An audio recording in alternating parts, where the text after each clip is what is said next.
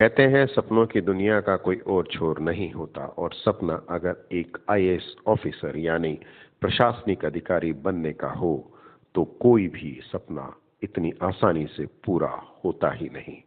इमरान जाहिद की मुख्य भूमिका वाली फिल्म अब दिल्ली दूर नहीं में महेश भट्ट, राजीव मिश्रा और श्रुति सोढ़ी को मिलाकर निर्देशक कमल चंद्रा ने जो कहानी बुनने की कोशिश की है, उस कहानी में इसके लेखक दिनेश गौतम, जो एक मशहूर टीवी जर्नलिस्ट हैं, अपनी बात को कहने के लिए जिन प्रतीक और बिंबों के साथ सामने आते हैं, वो उनका नया चेहरा ही दिखाने वाली फिल्म नहीं है, बल्कि कमल चंद्रा के साथ इमरान जाहिद, राजीव मिश्रा और श्रुति सोढ़ी को भी एक नए परिप्रेक्ष्य में सामने लाने की कोशिश करती है।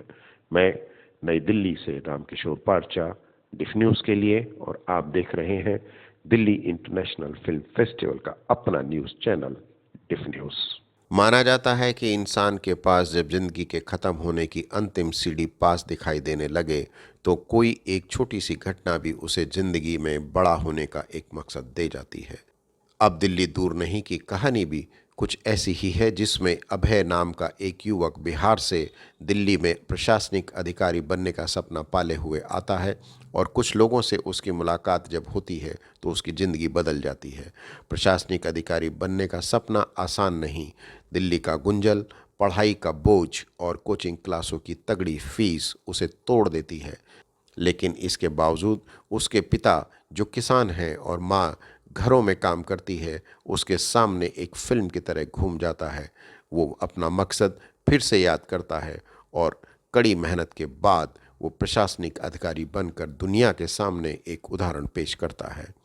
अब दिल्ली दूर नहीं की कहानी भी ऐसे ही एक प्रशासनिक अधिकारी बनने का सपना पालकर दिल्ली पहुंचे युवक के संघर्षों, विसंगतियों और तमाम विरोधाभासों के बावजूद उसके जीत कर सामने आने और प्रशासनिक अधिकारी बनकर एक उदाहरण पेश करने की कथा से जुड़ी है।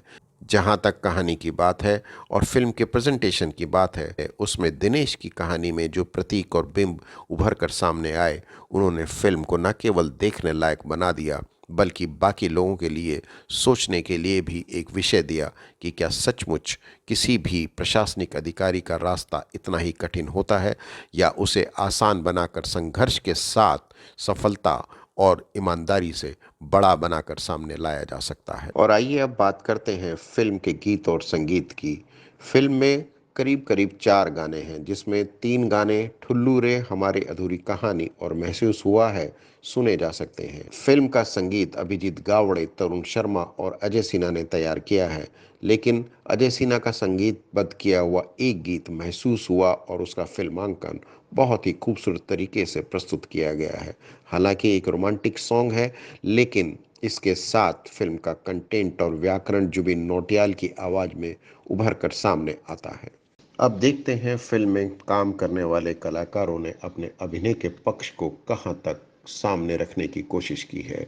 फिल्म के केंद्र में इमरान जाहिद और श्रुति सोढ़ी है। फिल्म की सारी कहानी इमरान जाहिद के इर्द गिर्द घूमती है और इमरान ने अपनी डायलॉग डिलीवरी के साथ जिस शारीरिक भाषा और जिस प्रस्तुतिकरण के साथ अपने पात्र और चरित्र को जीवंत किया, वो काबिल तारीफ है। इमरान बेसिकली रंगमंच के कलाकार हैं, लेकिन फिल्म में उन्होंने अपने आप को साबित करने की पूरी कोशिश की। श्रुति की अगर मैं बात करूं तो श्रुति की हंसी कमाल की है, वो फ्रेश लगती हैं। इमरान जाहिद के साथ श्रुति की केमिस्ट्री देखने लायक है। फिल्म में एक और कलाकार की मैं बात करना चाहूँगा और वो है राजीव मिश्रा। राजीव मिश्रा खुद महेश भट्ट के साथ थिएटर करते रहे हैं, लेकिन फिल्म में उन्होंने मेहनत की और उनके चेहरे पर जो भाव अपने कैरेक्टर और अपने चरित्र को लेकर गढ़ने की उन्होंने कोशिश की, उसमें वो सफल रहे। साथ ही फिल्म में सत्यकाम आनंद एक ऐसी भूमिका में हैं जो उनकी गैंग्स ऑफ वासेपुर के बाद उल्लेखनीय भूमिका कही जा सकती है। इसके बाद अगर मैं बात करूं निर्देशक कमल चंद्रा की, तो अब दिल्ली दूर नहीं में बतौर निर्देशक उन्होंने अपनी पहली ही फिल्म में बता दिया कि वो किसी भी कहानी को कैसे विस्तारित करके एक प्रेरक फिल्म बना सकते हैं। फिल्म की शूटिंग दिल्ली के Mukherjee Nagar, Delhi university, Connaught place जैसे कई खूबसूरत लोकेशंस पर हुई है। इसके लिए मैं फिल्म के सिनेमाटोग्राफर श्रीकांत आसानी को बधाई देना चाहता हूं कि उन्होंने भीड़ भरे इलाकों में भी अपने कैमरे को बड़ी खूबसूरती के साथ एंगल पर रखा है।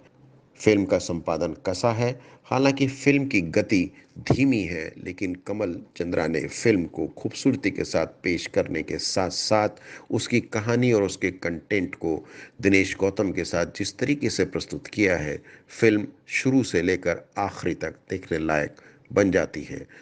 चलते चलते मैं एक और कलाकार की बात करना चाहूँगा, और वो हैं कलाकार ही नहीं, सिर्फ निर्देशक भी, महेश भट्ट, जो फिल्म की शुरुआत में पर्दे पर दिखाई देते हैं, लेकिन कुछ समय के बाद वो गायब हो जाते हैं। पर उनकी उपस्थिति आखिर तक बनी रहती है। वो इसलिए क्योंकि फिल्म में वो आईएएस अधिकारी बनने के अपने नायक के साथ जो सवालात करते हैं, वो फिल्म को देखने लायक ही नहीं बनाते, बल्कि उसकी जिज्ञासा भी बढ़ा देते हैं। अब बात करते हैं इस फिल्म को क्यों देखें। अगर हम ध्यान से देखेंगे तो हिंदुस्तान के हर शहर, गांव और कस्बे से हजारों युवा दिल्ली में यह सपना पाले हुए आते हैं कि एक दिन वो प्रशासनिक अधिकारी बनकर न केवल देश का नाम रोशन करेंगे, बल्कि अपने सपनों को भी पूरा करेंगे। लेकिन यह रास्ता आसान नहीं। इन रास्तों में आने वाले संघर्ष, विरोधाभास और विसंगतियों का खाका देखकर सफलता के नए मुकाम को देखना हो तो आप एक बार इस फिल्म को जरूर देखें। और जहां तक इस फिल्म को ना देखने की बात है, तो मैं नहीं कहूँगा, क्योंकि टीवी, पत्रकार और मशहूर सेलिब्रिटी से लेखक दिनेश गौतम की इस फिल्म को एक बार उनके शब्दों के साथ जरूर देखा जाना चाहिए। अब दिल्ली दूर नहीं की कहानी एक प्रशासनिक अधिकारी गोविंद जायसवाल की जिंदगी से प्रेरित है।